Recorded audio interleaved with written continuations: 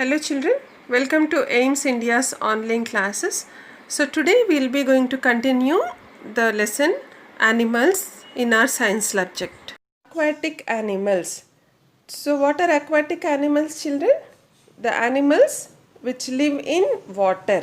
Okay. So animals which live in water are called as aquatic animals. So as you can see here in the picture, so these animals which live in water, such type of animals are called as aquatic animals. Fish, whale, turtle and octopus are a few examples of aquatic animals. Sir, what are aquatic animals? Like what are for example like fish, whale, turtle, octopus, all these and some other more type of animals which live in water are a few examples of aquatic animals. Fish have fins and whales and turtles have pedal-like flippers that help them in swimming. So fish have fins. You know children, fish can swim with the help of its fins. No. And here whales and turtles, as you can see in the picture, what do they have? They have got a pedal-like flippers. This one. We call it them as flippers. Okay. So which help them in swimming. So with the help of these flippers, they are going to swim. Okay. Most aquatic animals respire through gills. Okay. So respire in the sense they breathe. Okay. How do they breathe? Most of the aquatic animals, they breathe through their gills. Clear children? Okay. And now what are amphibians? Amphibians. So amphibians like animals such as frog and salamander that can live both in water and on land are called amphibians. So what are they? Which can live both in water and on land. So these type of animals are called as amphibians. So for example, frog and salamander. Okay. So most amphibians have lungs that help them to breathe on land and moist skin that helps them to breathe underwater. So how are they able to breathe? No. So most of the amphibians, they have lungs which help them to breathe. So they have lungs which help them to breathe when they are on land. Okay children, as we learned that, so they are on the land and they are also in the water. No. So when they are on the land, they breathe through their lungs. And what type of skin they are having? They are having a moist skin. Moist skin in the sense a wet skin. Okay. So this wet skin is going to help them to breathe underwater.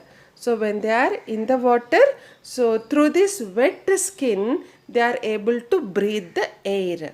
Clear children? Frogs have well-developed, strong hind limbs that help them to hop on land and webbed feet to help them swim in water. See, frog is performing two type of different duties here. So what are they? Like when it is on the land, so it is hopping. No, it is hopping. And when it is in the water, it is swimming. No, how can is this possible? So because as it goes, strong hind limbs. Hind limbs is what children? Like hind limbs are nothing but the back limbs. Okay, because of this, so it is able to hop on the land and it has got the webbed feet. Webbed feet. This is the webbed feet. Here you can see. Limb is this part. This is the limb. Okay. So, and because of this web feet, it is able to swim in the water. Clear children? So, when the frog is on the land, it can breathe through lungs. And when it is in the water, it can breathe through skin. So, when it is on the land, it will hop. And when it is in the water, it can swim. Clear children? So, this is about amphibians. And now about aerial animals. Aerial animals. Like what are aerial animals? That can fly. As you can see in the picture, a bird which is flying. No, animals that can fly and spend their maximum time in the air are called aerial animals. So, aerial, that is air, okay? So, which can fly and spend their maximum time in the air are called as aerial animals. Birds are examples of aerial animals. Why? Because birds can fly. So, that is why they are the examples of aerial animals. They have hollow bones, boat shaped body, wings and feathers to help them fly. So how is their body structure, children? So how is their body structure? So because their body structure is in such a way that they are able to fly in the air. So how is it? So they have got hollow bones. Hollow bones in the sense the bones does not carry any weight. So they are empty. Okay. So lightweight, that is hollow bones, boat shaped body. Why it is boat shaped body? Because it has to fly. So that is why it has got a boat shaped body. Okay. And they have got wings and feathers also. So because of this they are able to fly. Bats are the only mammals that can fly. So again bat is also able to fly, but that doesn't come under aerial animal. Bat is a mammal. No, bat is a mammal. It can fly. Okay, children, but it doesn't come under aerial animal. Okay. Insects such as butterflies and dragonflies have thin, papery wings that help them to fly. So insects such as butterflies and dragonflies, so they have got very thin and papery wings that help them to fly. So have you observed, children, butterfly wings or flies, dragonflies wings? So they are very delicate and thin. Because of this, they also can fly in the air. Clear, children? So this is about aerial animals. Now we learn about the arboreal animals. What are arboreal animals?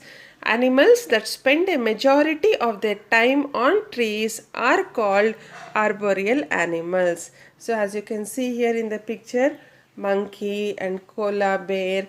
So they are arboreal animals. Why?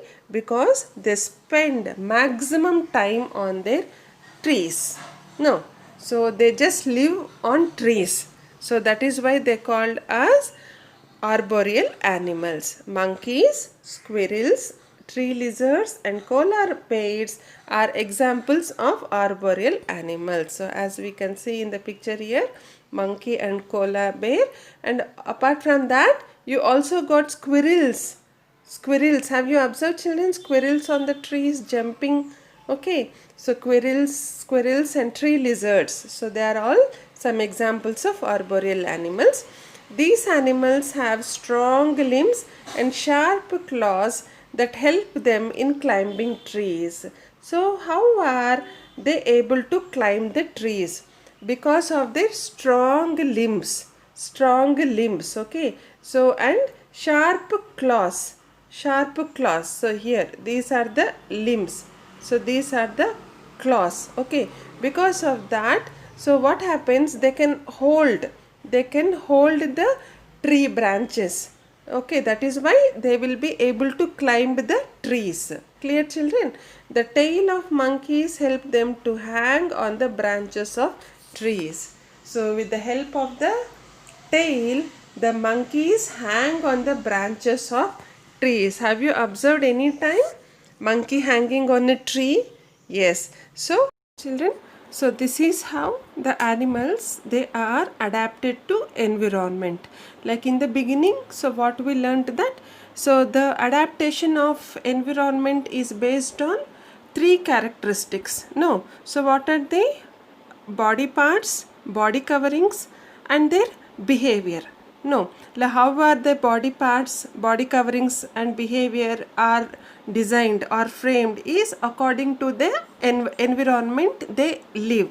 So here as we learned, like these animals, like arboreal animals, they have got strong limbs and sharp claws so that they can climb the trees.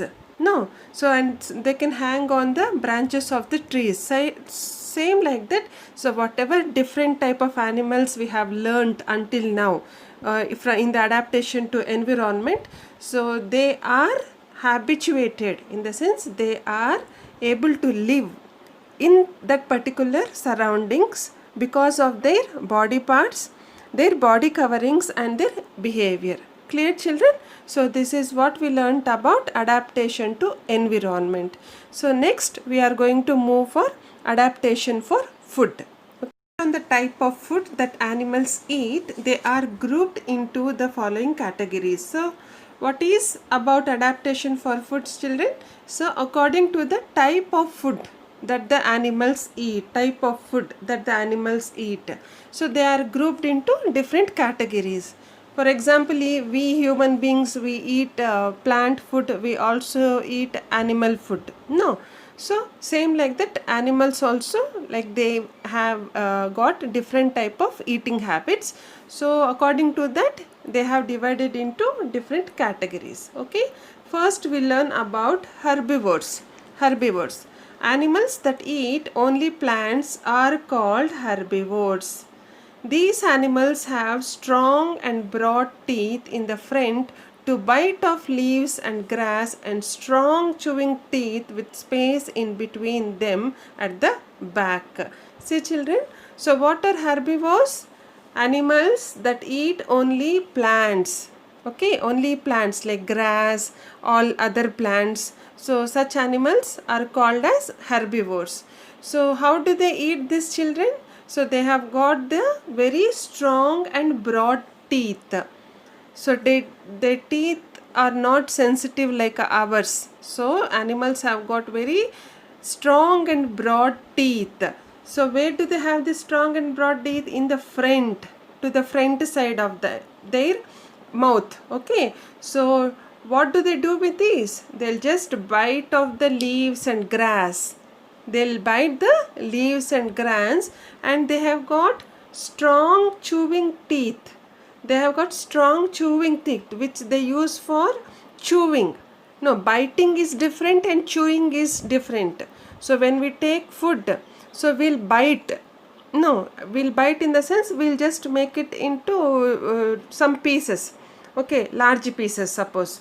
So after that what we do, that large pieces again will break it into very small pieces.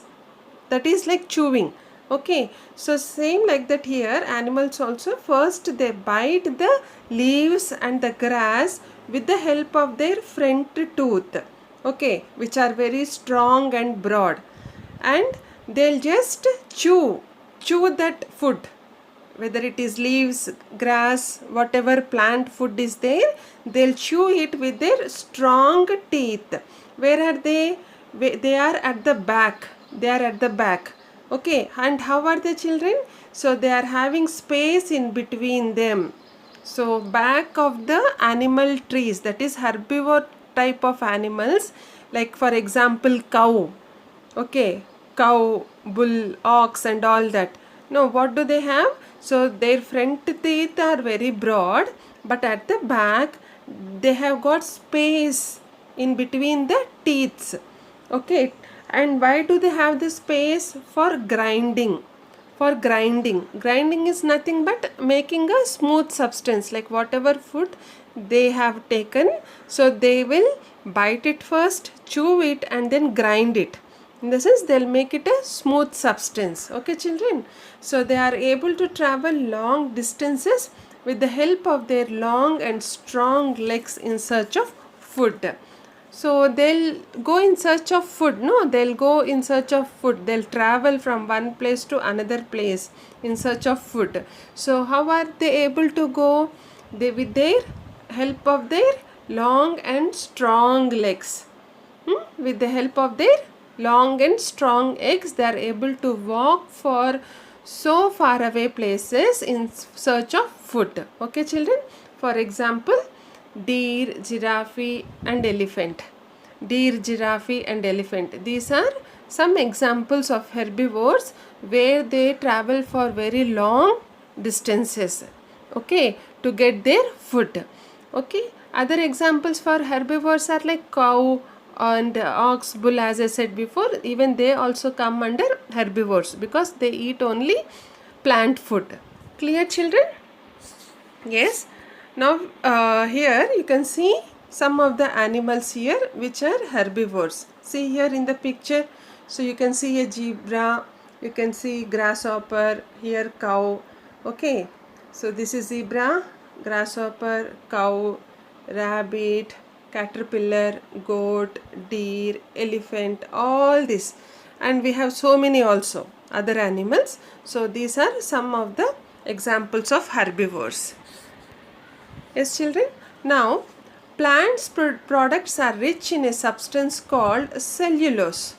Human beings cannot digest cellulose. Most herbivores have microbes in their digestive tract that help them to digest cellulose. See here, children, you have got a substance called cellulose. Okay, so like as we have fat, carbohydrates, proteins, minerals and all that in the food, no? So here plants, they have got a very rich substance which is called as cellulose. Okay, so this is also a white fibrous substance. Okay, but here this substance, if we eat, that is we human beings eat, we cannot digest it.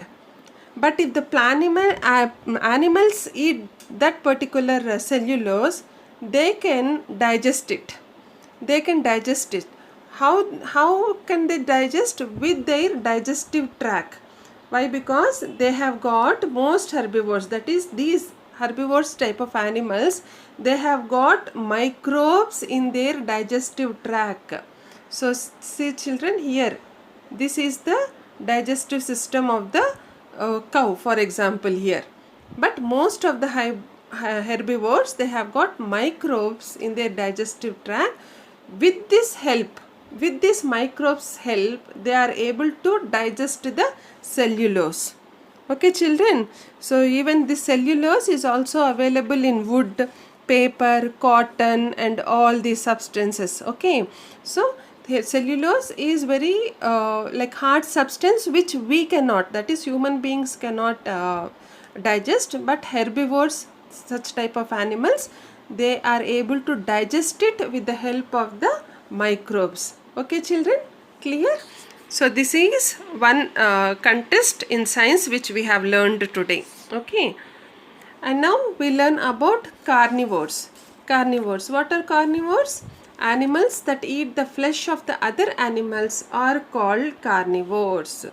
Okay, so animals which eat the flesh of other animals. Okay, so these are like for example, lion, tiger, no? So what they do, they'll eat the flesh of the other animals. Such type of animals are called as carnivores.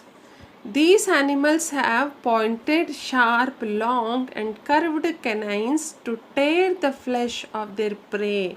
See, these animals have got a pointed, sharp, long and curved canines. That canines is nothing but the front teeth, children, here. So they have got a pointed, sharp and long and curved. So like if you see, they are little curved, the front teeth, if you see, they are little curved here at the end. For a lion, tiger, if you no, so they are very sharp and long. Oh, so what do? They are going to tear the flesh of their prey. Prey is nothing but the animal which they kill for their food.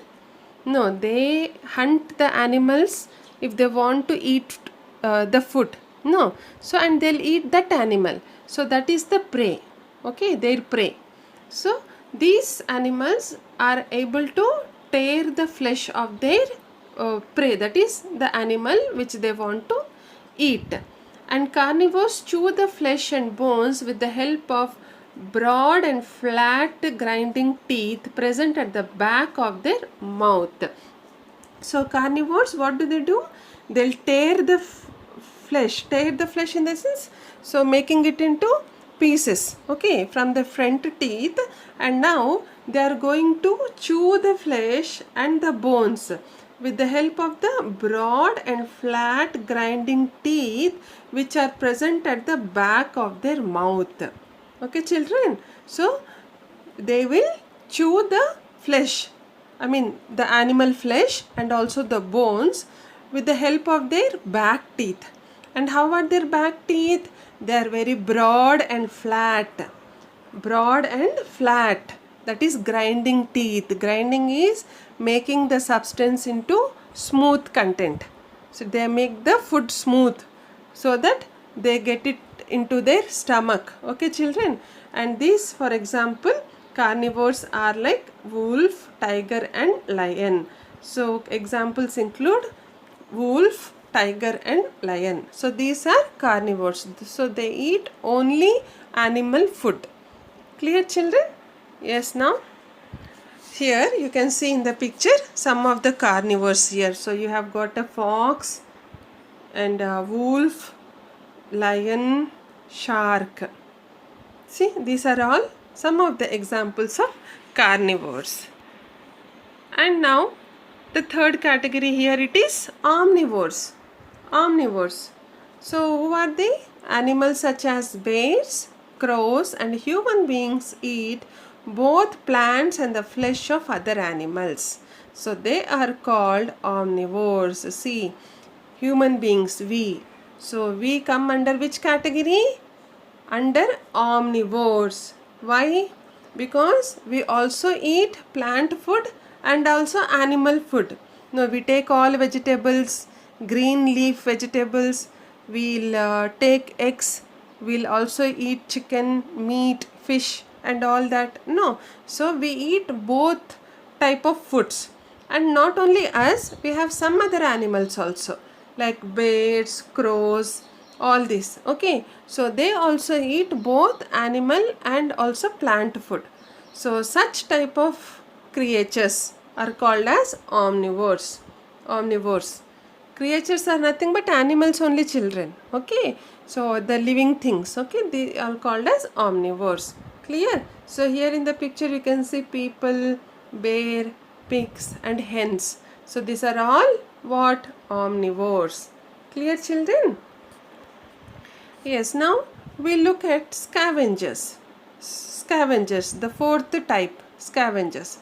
Animals that feed on dead and decaying animals are called scavengers. So animals that feed on dead and decaying animals, dead. So dead and decaying. Suppose, for example, we learnt about carnivores. No, so carnivores are animals which eat the animals which are with life. In the sense, if some animal is there, they'll kill it and they'll eat it. But here, scavengers, see, so these animals, they eat the dead and decaying animals. Dead in the sense, already dead animal. Decaying in the sense, somehow it is not feeling well. Some, for example, like it's a rotten or it's a waste, so it has injured, so it is not in a good health.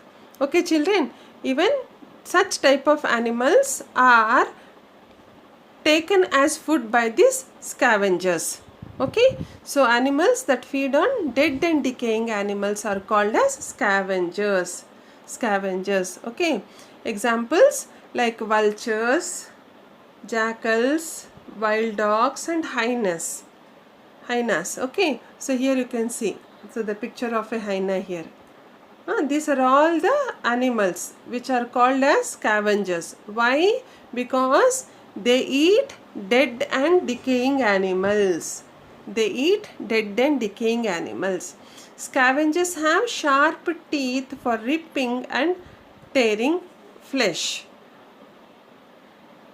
So ripping is nothing but again cutting it like it's opening the flesh of the animal in a rough manner. Okay, children, so here the scavengers, what do?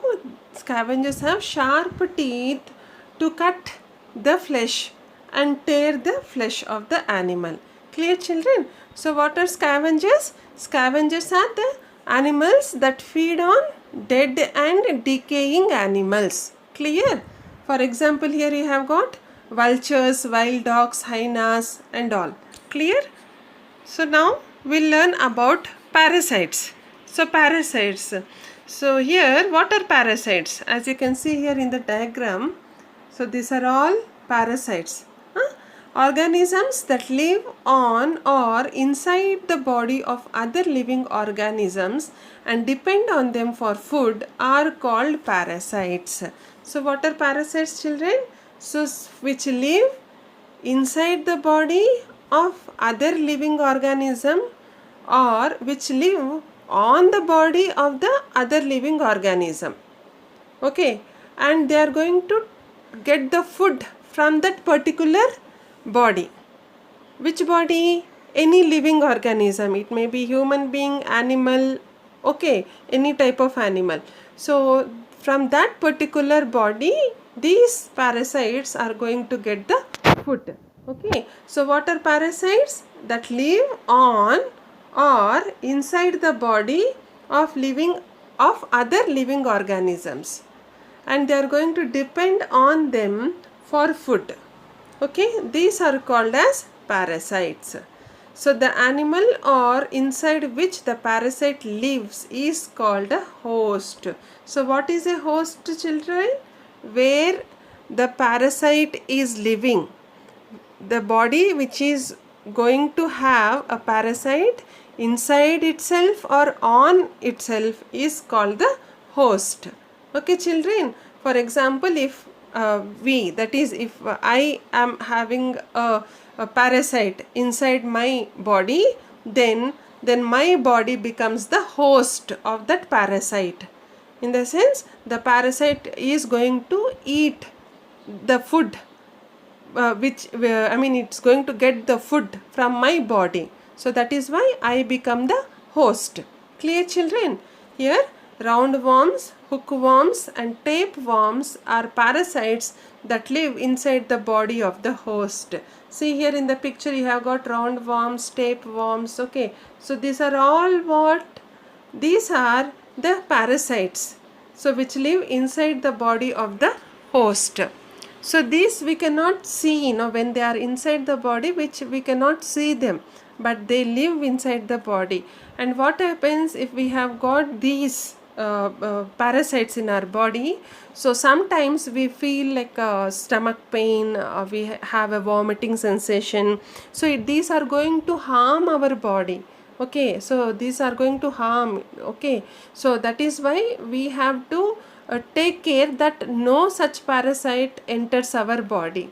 Okay, so have you seen, children, such type of worms? So normally when you get stomach pain, much of the children, you get stomach pain, vomiting and headache sometimes. So this is also one symptom that you have got these worms inside your stomach. So you have to deworm it. So by taking some medicine or some food, so these worms are going to come out of your body in the form of your stool. Okay, in your stool. So this is how you get rid of this parasites. So even now corona is there. No, corona. So it is so very dangerous. Even this is also a virus. So this is also a parasite which is entered the body of the human beings, and it is creating a very big danger for the human beings right now. Okay, children, this virus, bacteria, all these are parasites only. So here we have one more example, that is the lice. Lice. Okay, this one, louse. Lice is the plural form, louse is the singular form. So these lice and then ticks and fleas are parasites that live on the surface of the host body. This is host, S-O-S-T, host's body. This is, so these creatures, they are going to live on the surface of the body of the animal, any animal or human being. Okay, so lice, this you are very familiar with this. No, where do they live, children? In the hair, on our head. No, they live in our head. No, these same like this, ticks and fleas, they are also parasites which live on the surface. They do not live inside the body like this worms and all are living. They live on the surface of the body, above the body. Okay, the mouth of these organisms is adapted to suck blood from the host body. See how danger are they? So they are going to suck the blood of us. How? With their mouth. The mouth is adapted such that, this mouth is in such a way that they are going to suck the blood from the host's body. In the sense, on whichever body they are living, they are going to suck the blood of that particular body. Clear, children? So that is why we say that parasites cause danger to the host's body. In whichever body or whatever body they are living, so they are going to cause a great loss to that particular body. Clear, children? So this is about parasites. Children, so this is what we have learnt about adaptations for food, like how animals have been adapted for taking their food. So, and under this category, like what we have learnt about parasites, we have learnt about scavengers, omnivores, carnivores, and herbivores. Yes or no, children? So this is all we have learned for in the category adaptations for food. Okay, children, so I am going to stop here for today's session. So we will be continuing this lesson in tomorrow's session. So until then, take care and stay well. Thank you for watching our video. Please subscribe our channel and press the bell icon for receiving latest updates.